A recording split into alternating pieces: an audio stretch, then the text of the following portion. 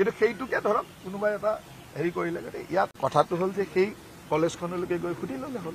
সেই কলেজখনৰ অধ্যক্ষ বা সেই কলেজখনৰ পৰিৱেশটো সুধিলে হ'ল যে তাত কিয় তেওঁলোকে সেইখন আসন মোৰ কাৰণে নিৰ্দিষ্টভাৱে সজাই থৈ তেওঁলোকে নি বহাইছিল মই সাধাৰণতে এনেকুৱা কলেজ তললৈ যাওঁ কেতিয়াও মই সদায় আপত্তিয়ে কৰোঁ যে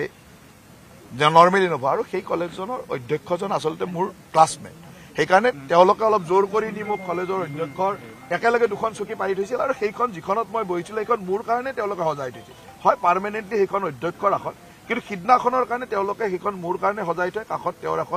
তেওঁৰ কাৰণে এখন আসন থৈছিল আৰু দুইখনতে কাপোৰ চাপোৰ পাৰি ৰাখিছিল মই কাষৰখনতে বহিব খুজিছিলোঁ তেওঁলোকে জোৰ কৰি আপুনি বহক ইয়াতে তেওঁলোকে এটা সন্মান দি পেলাই কৰিছিল কিন্তু কেতিয়াবা কি হয় মানুহৰ চকুত এইবিলাক খুব ভাল কথা নহয় আৰু সেইকাৰণে মই সদায় এভইডে কৰোঁ সেইবিলাক কথা কিন্তু সেই কলেজখনৰ অধ্যক্ষজন যেটো মোৰ মানে স্কুলীয়া জীৱনৰ বন্ধু আৰু সেই কলেজখনত মই ৰাতিপুৱা নগৈ গধূলি গ'লোঁ কাৰ্যসূচী ইতিমধ্যে শেষ হৈ গ'ল কাৰ্যসূচী শেষ হোৱাৰ পিছত তেওঁলোকে মোক জোৰ কৰি নি অধ্যক্ষৰ ৰুমলৈকে লৈ গ'ল আৰু অধ্যক্ষৰ ৰুমত মোৰ এটা আহিনো কেনেকুৱা লাগিল তাক লিখিবৰ কাৰণে দিলে আৰু লিখিব লওঁতে তেওঁলোকে তাত মোক জোৰ কৰি বহালে যে আপুনি ইয়াতে বহি লিখি দিয়ক সেইটোতে আজিকালিতো আৰু সচেতন মানুহ লগে লগে ফটো এটা উঠাই দি দিয়ে আৰু এইকেইটা দিন মোক লৈ অলপ TRP মানুহে পাই আছে গতিকে ভালকে দি দিলে সেইকাৰণে কিন্তু মোৰ যদি ব্যক্তিগত জীৱনত আগৰ ঘটনাবিলাক চাই তেতিয়াহ'লে কোনো অধ্যক্ষই যিটো কথা ওলোৱাৰ লগে লগে নলবাৰীৰ অধ্যক্ষ মেডিকেল কলেজৰ অধ্যক্ষ ইউনিভাৰ্চিটিৰ ভাইচ চেঞ্চেলৰ চবে মানে একে আশাৰে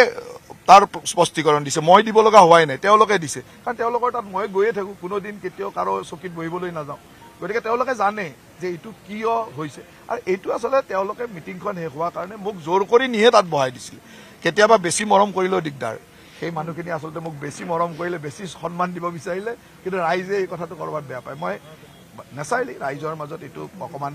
কাৰণ মানুহে শিক্ষাগুৰু বা শিক্ষাৰ মানুহৰ আসনখন অলপ বেলেগকে বিচাৰে কিন্তু সিদিনাখন সেই আসনখন মোৰ কাৰণে তেওঁলোকে সজাই ৰখাৰ কাৰণে মইতো নেচাৰেলি মই নবহো বুলিয়ে কৈছিলোঁ আপুনি যদি চাই তাৰ আগৰ যদি ভিডিঅ'টো ওলাই চাই তেতিয়াহ'লে মই বোলে নাই নাই তই বহ বুলি কৈ তাক মই বহিব কৈছোঁ কাৰণ তেওঁৰ লগত মই কলেজীয়া জীৱনৰ নহয় স্কুলীয়া জীৱনৰ বন্ধু তাকে বহিবলৈ কৈছোঁ তই বহ সি কৈছে নাই মোৰ এইখনত আছে তই বহ ইয়াত গতিকে দুইটাই বহি অকল মানে এইটো বন্ধুত্বৰ হেৰিত যে লিখা হয় কিন্তু সেইটোকে ধৰক কোনোবাই এটা হেৰি কৰিলে ইয়াত